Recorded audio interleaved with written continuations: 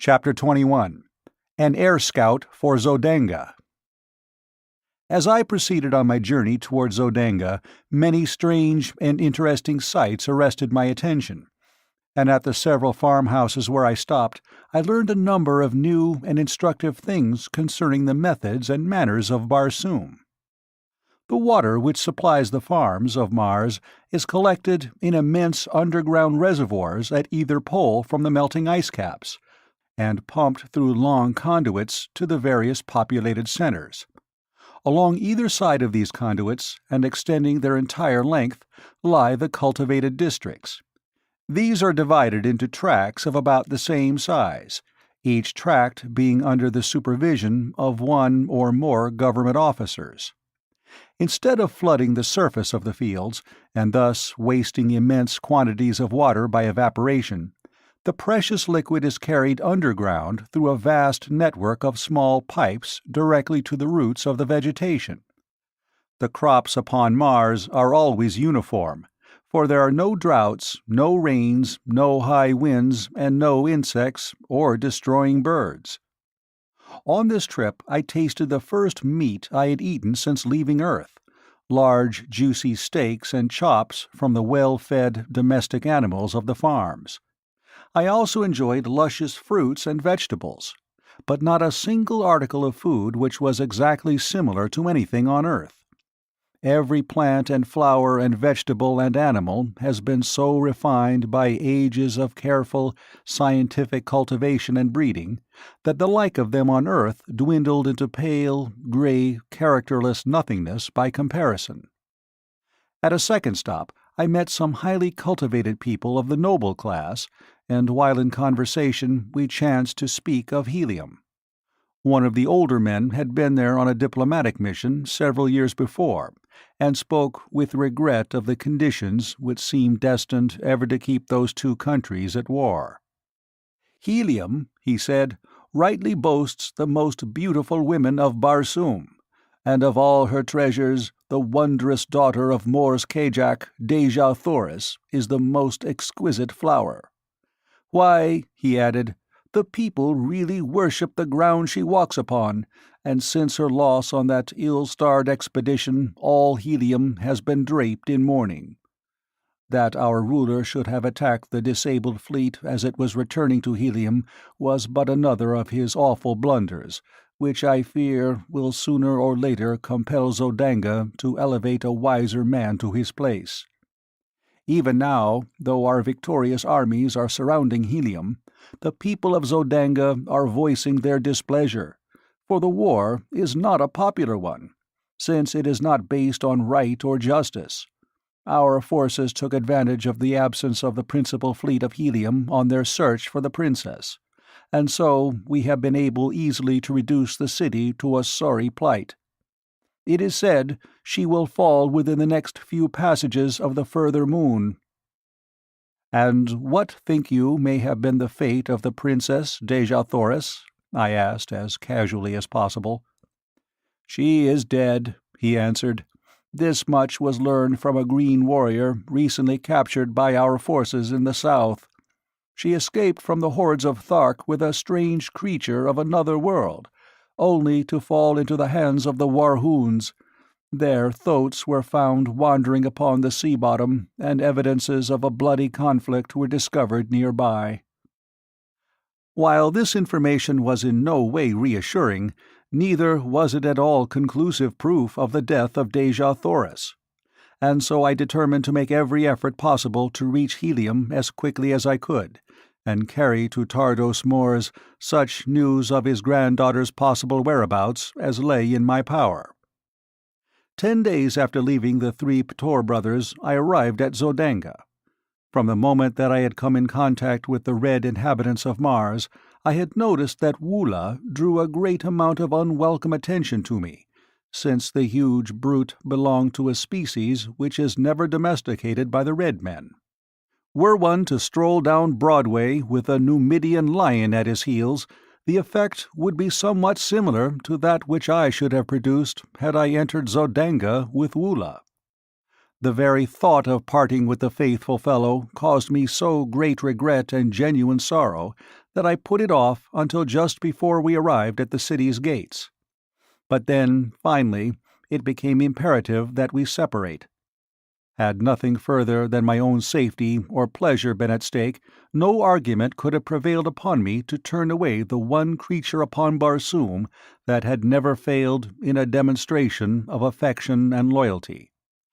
But as I would willingly have offered my life in the service of her in search of whom I was about to challenge the unknown dangers of this, to me, mysterious city, I could not permit even Woola's life to threaten the success of my venture, much less his momentary happiness, for I doubted not he soon would forget me.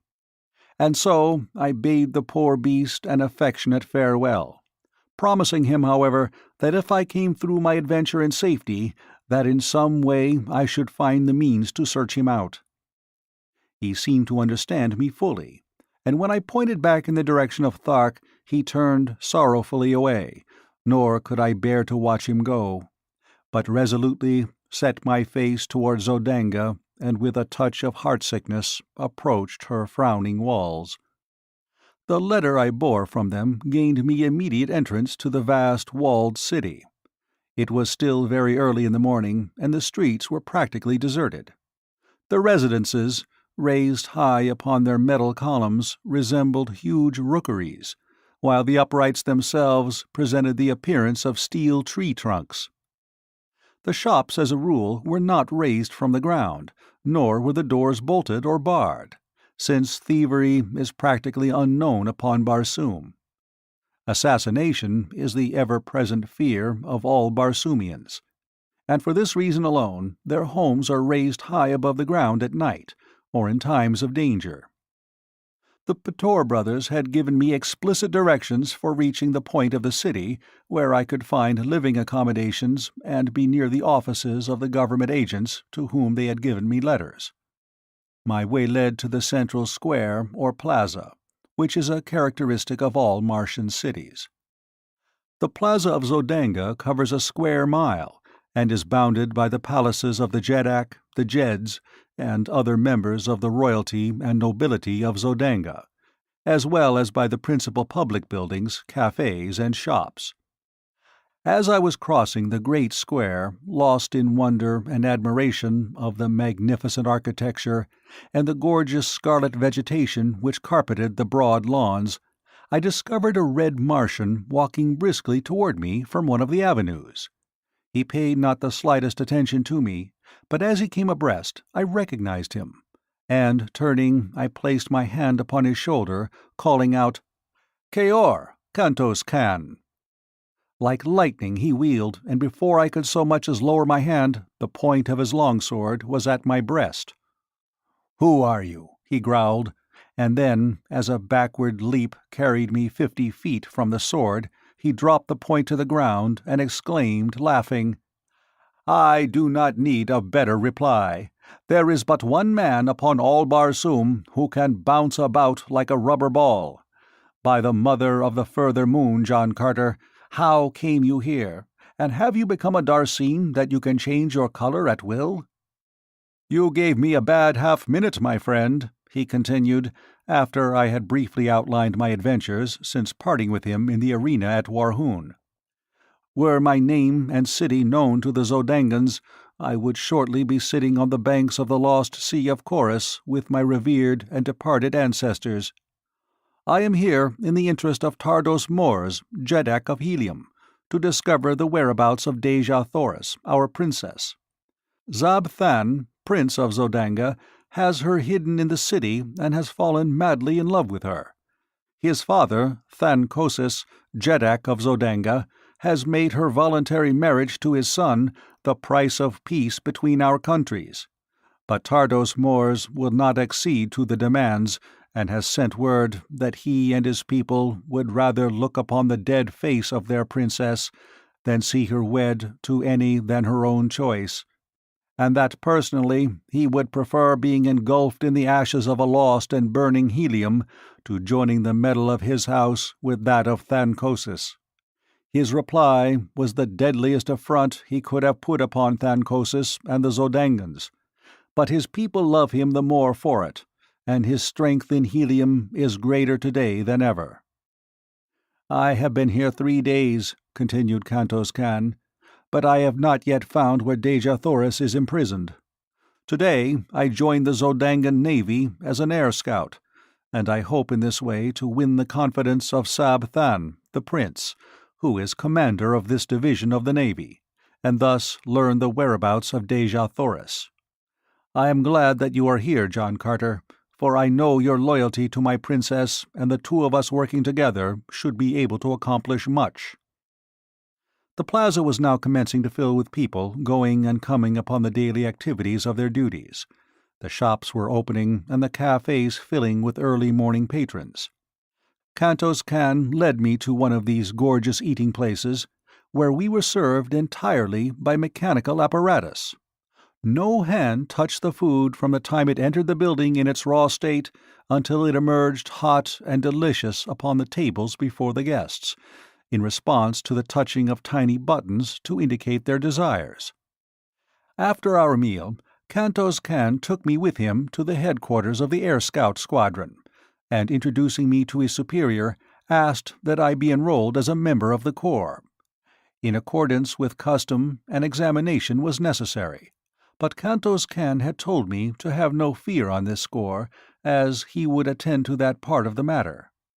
He accomplished this by taking my order for examination to the examining officer and representing himself as John Carter. "This ruse will be discovered later," he cheerfully explained, "when they check up my weights, measurements, and other personal identification data. But it will be several months before this is done, and our mission should be accomplished or have failed long before that time."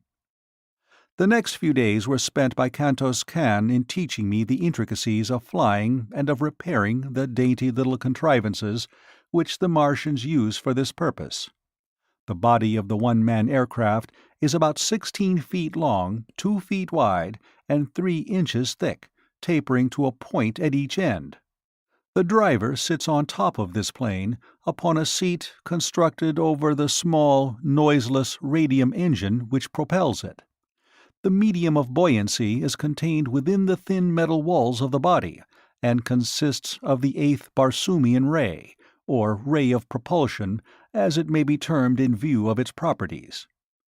This ray, like the 9th ray, is unknown on Earth, but the Martians have discovered that it is an inherent property of all light, no matter from what source it emanates. They have learned that it is the solar 8th ray which propels the light of the sun to the various planets, and that is the individual 8th ray of each planet which reflects or propels the light thus obtained out into space once more. The solar 8th ray would be absorbed by the surface of Barsoom, but the Barsoomian 8th ray, which tends to propel light from Mars into space, is constantly streaming out from the planet, constituting a force of repulsion of gravity, which when confined is able to lift enormous weights from the surface of the ground. It is this ray which has enabled them to so perfect aviation that battleships, far outweighing anything known upon Earth, sail as gracefully and lightly through the thin air of Barsoom as a toy balloon in the heavy atmosphere of Earth. During the early years of the discovery of this ray, many strange accidents occurred before the Martians learned to measure and control the wonderful power they had found. In one instance, some 900 years before, the first great battleship to be built with 8th ray reservoirs was stored with too great a quantity of the rays, and she had sailed up from helium with 500 officers and men, never to return. Her power of repulsion for the planet was so great that it had carried her far into space, where she can be seen today by the aid of powerful telescopes, hurtling through the heavens 10,000 miles from Mars, a tiny satellite that will thus encircle Barsoom to the end of time. The 4th day after my arrival at Zodanga, I made my first flight, and as a result of it, I won a promotion which included quarters in the Palace of Thankosis. As I rose above the city, I circled several times, as I had seen Kantos Kan do, and then, throwing my engine into top speed, I raced at terrific velocity toward the south, following one of the great waterways which enter Zodanga from that direction. I had traversed perhaps 200 miles in little less than an hour, when I descried far below me a party of 3 green warriors racing madly toward a small figure on foot, which seemed to be trying to reach the confines of one of the walled fields. Dropping my machine rapidly toward them, and circling to the rear of the warriors, I soon saw that the object of their pursuit was a red Martian, wearing the medal of the scout squadron to which I was attached. A short distance away lay his tiny flyer, surrounded by the tools with which he had evidently been occupied in repairing some damage when surprised by the green warriors. They were now almost upon him, their flying mounts charging down on the relatively puny figure at terrific speed, while the warriors leaned low to the right with their great metal-shod spears. Each seemed striving to be the first to impale the poor Zodangan, and in another moment his fate would have been sealed had it not been for my timely arrival. Driving my fleet aircraft at high speed directly behind the warriors, I soon overtook them, and without diminishing my speed, I rammed the prow of my little flyer between the shoulders of the nearest. The impact, sufficient to have torn through inches of solid steel, hurled the fellow's headless body into the air over the head of his throat, where it fell sprawling upon the moss. The mounts of the other 2 warriors turned squealing in terror, and bolted in opposite directions. Reducing my speed, I circled and came to the ground at the feet of the astonished Zodangan. He was warm in his thanks for my timely aid, and promised that my day's work would bring the reward it merited, for it was none other than a cousin of the Jeddak of Zodanga whose life I had saved. We wasted no time in talk, as we knew that the warriors would surely return as soon as they had gained control of their mounts. Hastening to his damaged machine, we were bending every effort to finish the needed repairs, and had almost completed them when we saw the 2 green monsters returning at top speed from opposite sides of us. When they had approached within 100 yards, their throats again became unmanageable, and absolutely refused to advance further toward the aircraft which had frightened them. The warriors finally dismounted, and hobbling their animals, advanced toward us on foot with drawn long-swords. I advanced to meet the larger, telling the Zodangan to do the best he could with the other. Finishing my man with almost no effort, as had now from much practice become habitual with me, I hastened to return to my new acquaintance, whom I found indeed in desperate straits. He was wounded and down with the huge foot of his antagonist upon his throat, and the great long sword raised to deal the final thrust. With a bound I cleared the 50 feet intervening between us, and with outstretched point drove my sword completely through the body of the green warrior. His sword fell harmless to the ground, and he sank limply upon the prostrate form of the Zodangan. A cursory examination of the latter revealed no mortal injuries, and after a brief rest he asserted that he felt fit to attempt the return voyage. He would have to pilot his own craft, however, as these frail vessels are not intended to convey but a single person. Quickly completing the repairs, we rose together into the still, cloudless Martian sky, and at great speed and without further mishap returned to Zodanga. As we neared the city, we discovered a mighty concourse of civilians and troops assembled upon the plain before the city. The sky was black with naval vessels and private and public pleasure craft, flying long streamers of gay-colored silks, and banners and flags of odd and picturesque design. My companion signaled that I slow down, and running his machine close beside mine, suggested that we approach and watch the ceremony, which, he said, was for the purpose of conferring honors on individual officers and men for bravery and for other distinguished service. He then unfurled a little ensign which denoted that his craft bore a member of the royal family of Zodanga, and together we made our way through the maze of low-lying air vessels until we hung directly over the jeddak of Zodanga and his staff. All were mounted upon the small domestic bull thoats of the Red Martians, and their trappings and ornamentation bore such a quantity of gorgeously colored feathers that I could not but be struck by the startling resemblance the concourse bore to a band of the Red Indians of my own Earth. One of the staff called the attention of Thancosis to the presence of my companion above them, and the ruler motioned for him to descend. As they waited for the troops to move into position facing the jeddak, the two talked earnestly together, the jeddak and his staff occasionally glancing up at me. I could not hear their conversation, and presently it ceased, and all dismounted, as the last body of troops had wheeled into position before their emperor.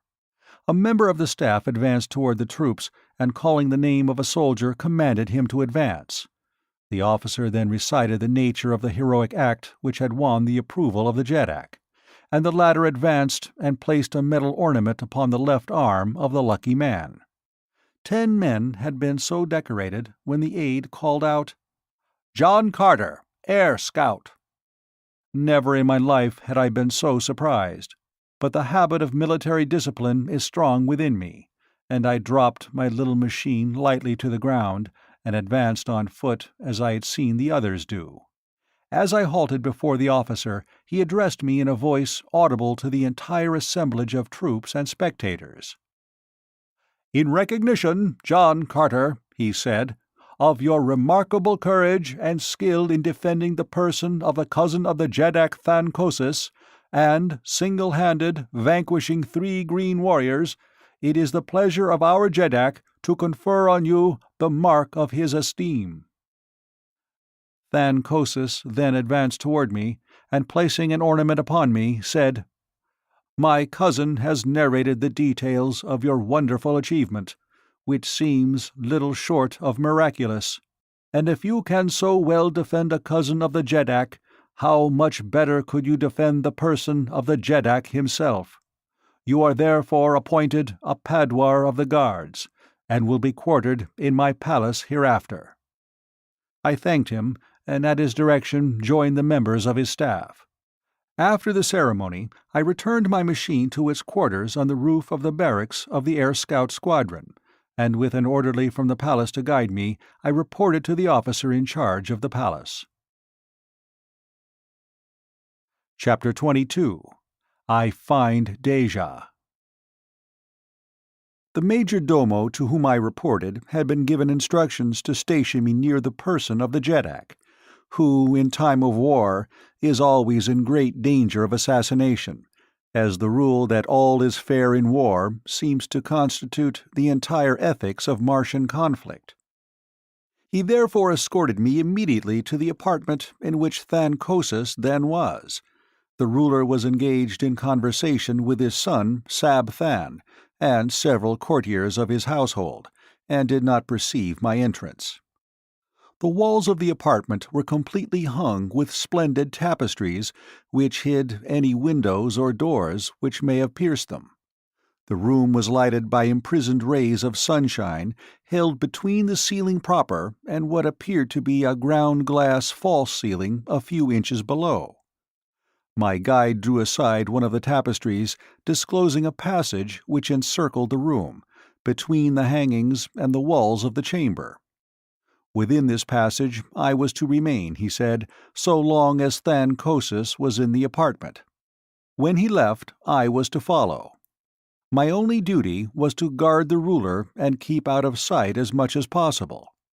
I would be relieved after a period of 4 hours. The major domo then left me. The tapestries were of a strange weaving which gave the appearance of heavy solidity from one side, but from my hiding-place I could perceive all that took place within the room as readily as though there had been no curtain intervening. Scarcely had I gained my post than the tapestry at the opposite end of the chamber separated, and 4 soldiers of the guard entered, surrounding a female figure. As they approached Thancosis, the soldiers fell to either side, and there standing before the jeddak and not 10 feet from me, her beautiful face radiant with smiles, was Dejah Thoris. Sab-Than, Prince of Zodanga, advanced to meet her, and hand in hand they approached close to the Jeddak. Than-Kosis looked up in surprise, and rising, saluted her. "To what strange freak do I owe this visit from the Princess of Helium, who 2 days ago, with rare consideration for my pride, assured me that she would prefer Talhajas, the green Thark, to my son?" Dejah Thoris only smiled the more, and with the roguish dimples playing at the corners of her mouth, she made answer. "From the beginning of time upon Barsoom, it has been the prerogative of woman to change her mind as she listed, and to dissemble in matters concerning her heart. That you will forgive, Than-Kosis, as has your son. 2 days ago I was not sure of his love for me, but now I am, and I have come to beg of you to forget my rash words, and to accept the assurance of the Princess of Helium that when the time comes she will wed Sab-Than, Prince of Zodanga." "I am glad you have so decided," replied Than-Kosis. "It is far from my desire to push war further against the people of Helium. And your promise shall be recorded, and a proclamation to my people issued forthwith." "It were better, Than-Kosis," interrupted Dejah Thoris, "that the proclamation wait the ending of this war. It would look strange indeed to my people and to yours were the Princess of Helium to give herself to her country's enemy in the midst of hostilities." "Cannot the war be ended at once?" spoke Sab-Than. "It requires but the word of Than-Kosis to bring peace. Say it, my father. Say the word that will hasten my happiness and end this unpopular strife." "We shall see," replied Than-Kosis, "how the people of Helium take to peace. I shall at least offer it to them." Dejah Thoris, after a few words, turned and left the apartment, still followed by her guards.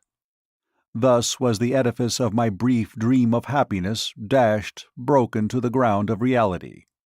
The woman for whom I had offered my life, and from whose lips I had so recently heard a declaration of love for me, had lightly forgotten my very existence, and smilingly given herself to the son of her people's most hated enemy. Although I had heard it with my own ears, I could not believe it. I must search out her apartments and force her to repeat the cruel truth to me alone before I would be convinced, and so I deserted my post and hastened through the passage behind the tapestries toward the door by which she had left the chamber. Slipping quietly through this opening, I discovered a maze of winding corridors, branching and turning in every direction. Running rapidly down first one and then another of them, I soon became hopelessly lost, and was standing, panting, against a side wall, when I heard voices near me. Apparently they were coming from the opposite side of the partition against which I leaned, and presently I made out the tones of Dejah Thoris. I could not hear the words, but I knew that I could not possibly be mistaken in the voice. Moving on a few steps, I discovered another passageway at the end of which lay a door. Walking boldly forward, I pushed into the room only to find myself in a small antechamber in which were the 4 guards who had accompanied her. One of them instantly arose and accosted me, asking the nature of my business. "I am from Than-Kosis," I replied, "and wish to speak privately with Dejah Thoris, Princess of Helium." "And your order?" asked the fellow. I did not know what he meant, but replied that I was a member of the guard, and without waiting for a reply from him, I strode toward the opposite door of the antechamber, behind which I could hear Dejah Thoris conversing. But my entrance was not to be so easily accomplished. The guardsman stepped before me, saying, "No one comes from Than-Kosis without carrying an order or the password. You must give me one or the other before you may pass." "The only order I require, my friend, to enter where I will, hangs at my side," I answered, tapping my long sword. Will you let me pass in peace or no?"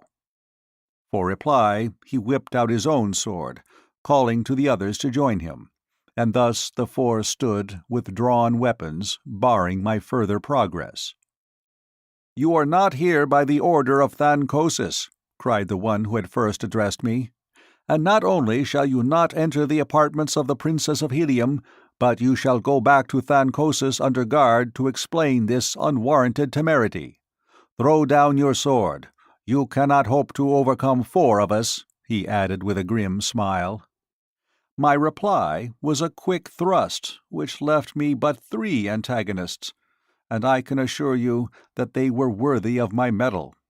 They had me backed against the wall in no time, fighting for my life.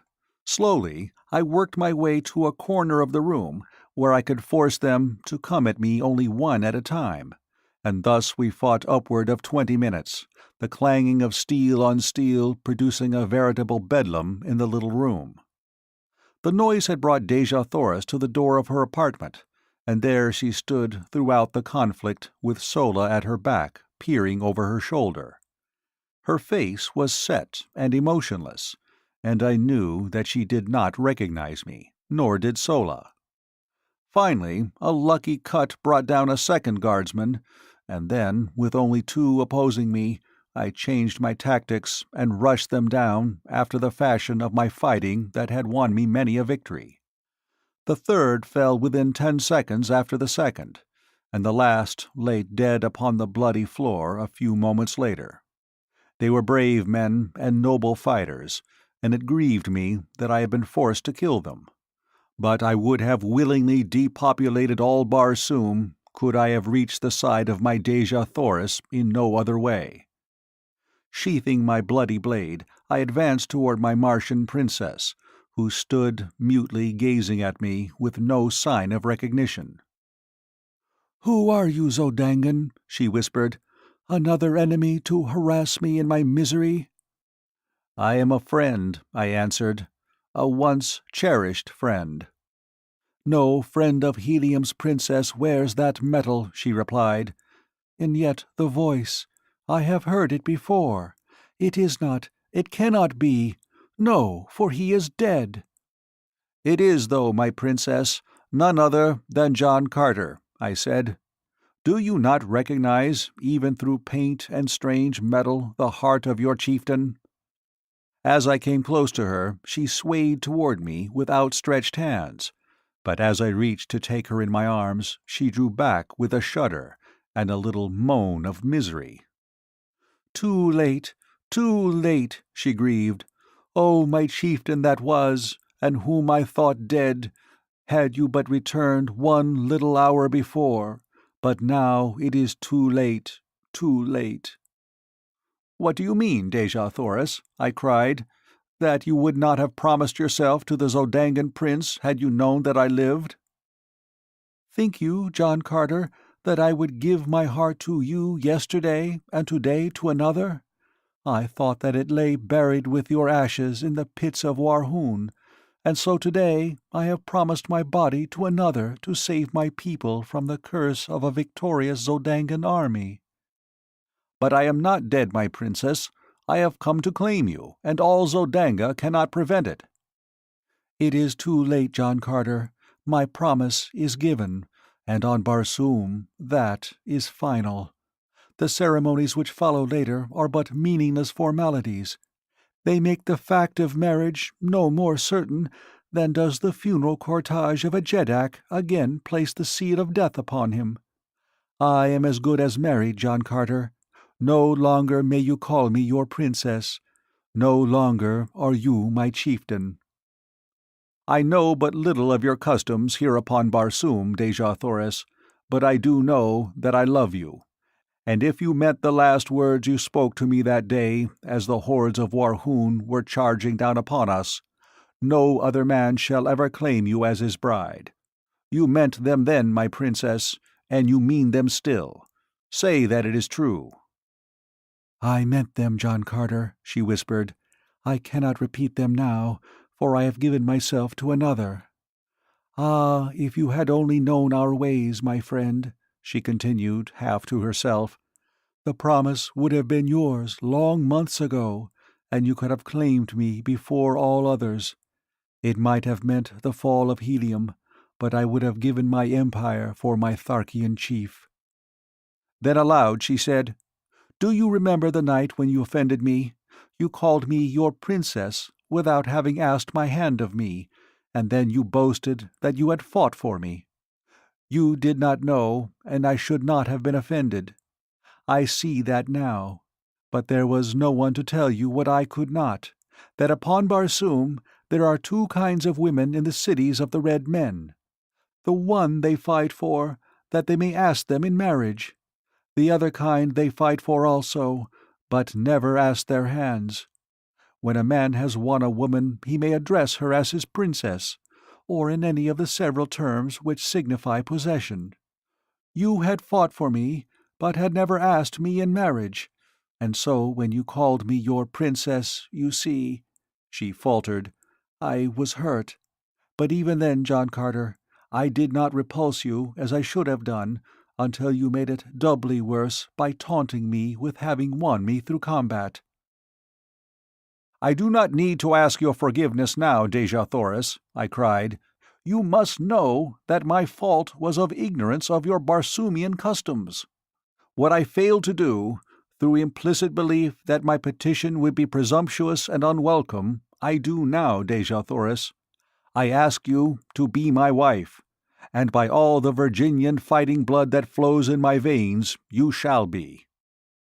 "No, John Carter, it is useless," she cried, hopelessly. "I may never be yours while Sab Than lives." "You have sealed his death warrant, my princess. Sab Than dies." "Nor that either," she hastened to explain. "I may not wed the man who slays my husband, even in self-defense. It is custom. We are ruled by custom upon Barsoom. It is useless, my friend. You must bear the sorrow with me. That, at least, we may share in common. That, and the memory of the brief days among the Tharks. You must go now and never see me again. Goodbye, my chieftain that was." Disheartened and dejected, I withdrew from the room. But I was not entirely discouraged, nor would I admit that Dejah Thoris was lost to me until the ceremony had actually been performed. As I wandered along the corridors, I was as absolutely lost in the mazes of winding passageways as I had been before I discovered Dejah Thoris' apartments. I knew that my only hope lay in escape from the city of Zodanga, for the matter of the 4 dead guardsmen would have to be explained, and as I could never reach my original post without a guide, suspicion would surely rest on me so soon as I was discovered wandering aimlessly through the palace. Presently I came upon a spiral runway leading to a lower floor, and this I followed downward for several stories until I reached the doorway of a large apartment in which were a number of guardsmen. The walls of this room were hung with transparent tapestries behind which I secreted myself without being apprehended. The conversation of the guardsmen was general, and awakened no interest in me until an officer entered the room and ordered 4 of the men to relieve the detail who were guarding the Princess of Helium. Now I knew my troubles would commence in earnest, and indeed they were upon me all too soon, for it seemed that the squad had scarcely left the guard-room before one of their number burst in again breathlessly, crying that they had found their 4 comrades butchered in the antechamber. In a moment the entire palace was alive with people. Guardsmen, officers, courtiers, servants, and slaves ran helter-skelter through the corridors and apartments, carrying messages and orders, and searching for signs of the assassin. This was my opportunity, and, slim as it appeared, I grasped it, for as a number of soldiers came hurrying past my hiding-place, I fell in behind them, and followed through the mazes of the palace until, in passing through a great hall, I saw the blessed light of day coming in through a series of larger windows. Here I left my guides, and slipping to the nearest window, sought for an avenue of escape. The windows opened upon a great balcony which overlooked one of the broad avenues of Zodanga. The ground was about 30 feet below, and at a like distance from the building was a wall full 20 feet high, constructed of polished glass about a foot in thickness. To a red Martian, escape by this path would have appeared impossible, but to me, with my earthly strength and agility, it seemed already accomplished. My only fear was in being detected before darkness fell, for I could not make the leap in broad daylight while the court below and the avenue beyond were crowded with Zodangans. Accordingly, I searched for a hiding place and finally found one by accident, inside a huge hanging ornament which swung from the ceiling of the hall, and about 10 feet from the floor. Into the capacious bowl-like vase I sprang with ease, and scarcely had I settled down within it than I heard a number of people enter the apartment. The group stopped beneath my hiding place, and I could plainly overhear their every word. "It is the work of Heliumites," said one of the men. "Yes, O Jeddak. But how had they access to the palace? I could believe that even with the diligent care of your guardsmen, a single enemy might reach the inner chambers, but how a force of 6 or 8 fighting men could have done so unobserved is beyond me. We shall soon know, however, for here comes the royal psychologist." Another man now joined the group, and after making his formal greetings to his ruler, said, "O mighty Jeddak, it is a strange tale I read in the dead minds of your faithful guardsmen. They were felled not by a number of fighting men, but by a single opponent."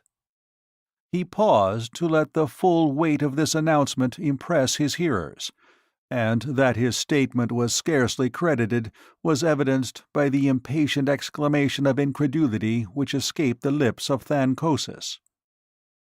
"What manner of weird tale are you bringing me, Notan?" he cried. "It is the truth, my Jeddak," replied the psychologist. "In fact, the impressions were strongly marked on the brain of each of the 4 guardsmen. Their antagonist was a very tall man, wearing the medal of one of your own guardsmen, and his fighting ability was little short of marvelous, for he fought fair against the entire 4, and vanquished them by his surpassing skill and superhuman strength and endurance. Though he wore the medal of Zodanga, my Jeddak, such a man was never seen before in this or any other country upon Barsoom. The mind of the Princess of Helium, whom I have examined and questioned, was a blank to me. She has perfect control, and I could not read one iota of it. She said that she witnessed a portion of the encounter, and that when she looked there was but one man engaged with the guardsman, a man whom she did not recognize as ever having seen." "Where is my erstwhile savior?"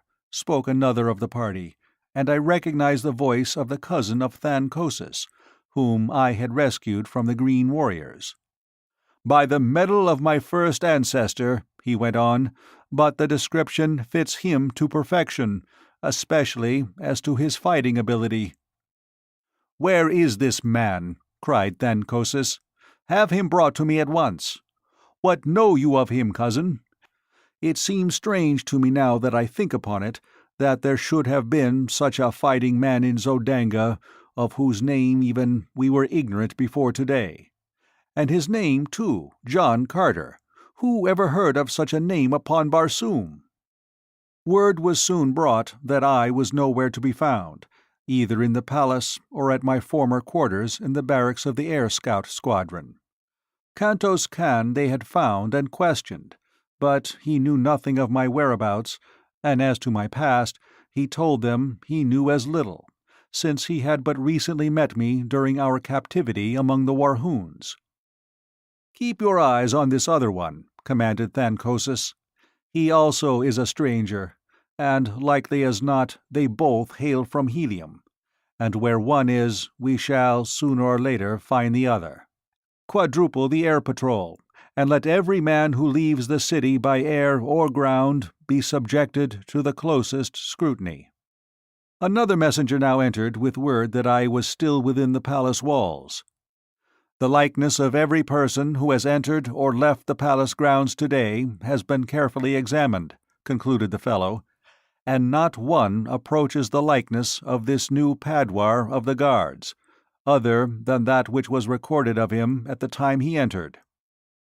"Then we shall have him shortly," commented Thancosis contentedly, "and in the meanwhile we will repair to the apartments of the Princess of Helium, and question her in regard to the affair. She may know more than she cared to divulge to you, Notan. Come." They left the hall, and as darkness had fallen without, I slipped lightly from my hiding-place and hastened to the balcony.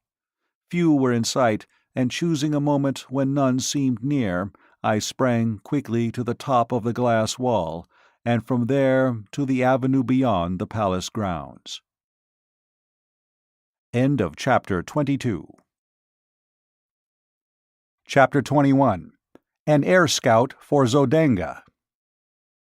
As I proceeded on my journey toward Zodenga, many strange and interesting sights arrested my attention, and at the several farmhouses where I stopped, I learned a number of new and instructive things concerning the methods and manners of Barsoom. The water which supplies the farms of Mars is collected in immense underground reservoirs at either pole from the melting ice caps, and pumped through long conduits to the various populated centers. Along either side of these conduits, and extending their entire length, lie the cultivated districts.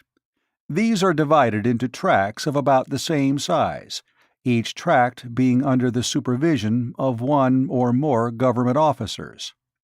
Instead of flooding the surface of the fields, and thus wasting immense quantities of water by evaporation, the precious liquid is carried underground through a vast network of small pipes directly to the roots of the vegetation.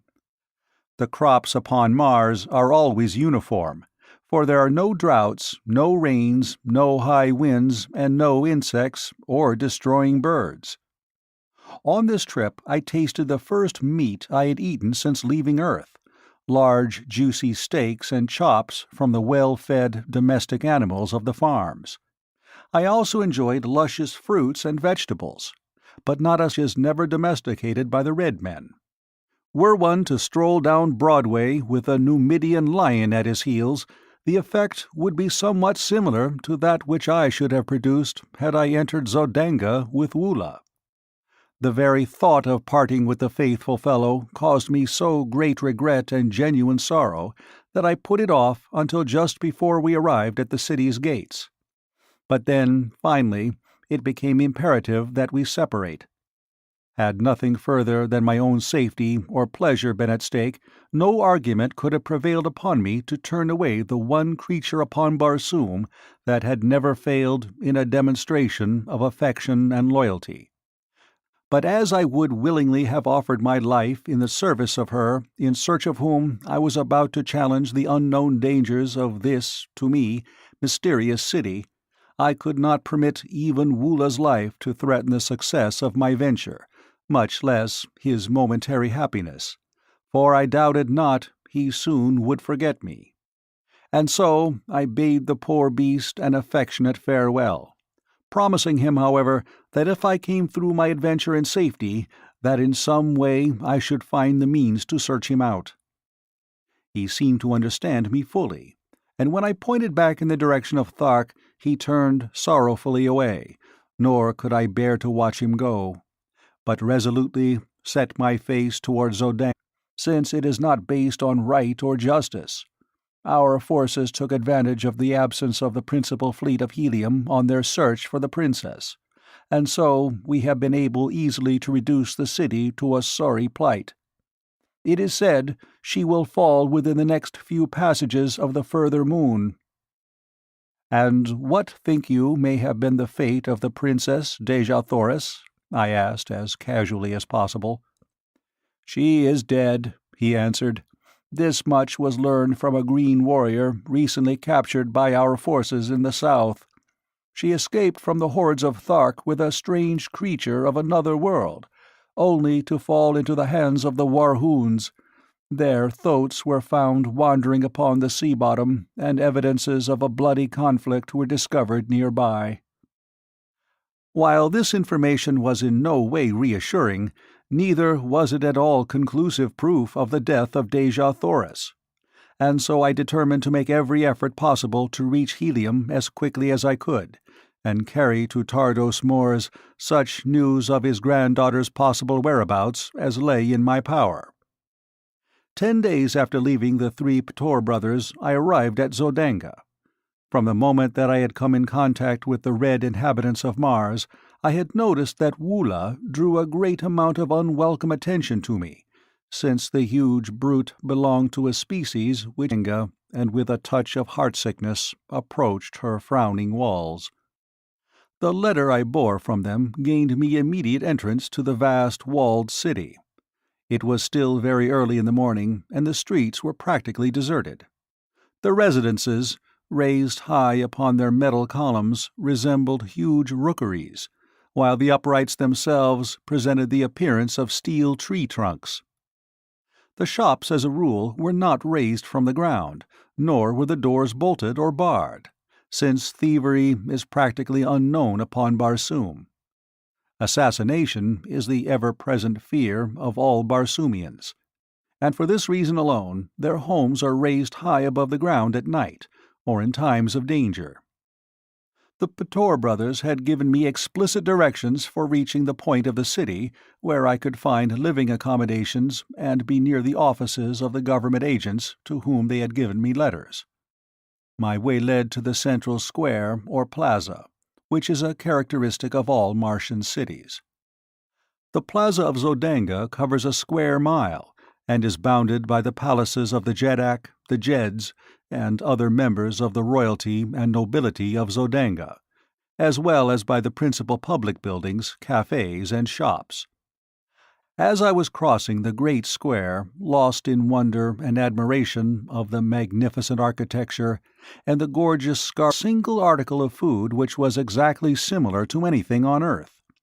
Every plant and flower and vegetable and animal has been so refined by ages of careful, scientific cultivation and breeding that the like of them on earth dwindled into pale, gray, characterless nothingness by comparison. At a second stop, I met some highly cultivated people of the noble class, and while in conversation we chanced to speak of Helium.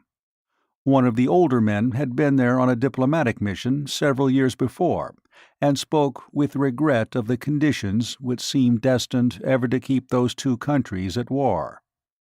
"Helium," he said, "rightly boasts the most beautiful women of Barsoom, and of all her treasures, the wondrous daughter of Mors Kajak, Dejah Thoris, is the most exquisite flower. Why," he added, "the people really worship the ground she walks upon, and since her loss on that ill-starred expedition all Helium has been draped in mourning.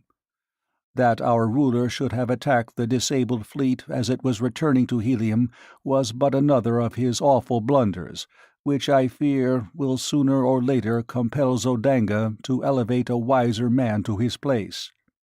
Even now, though our victorious armies are surrounding Helium, the people of Zodanga are voicing their displeasure, for the war is not a popular one,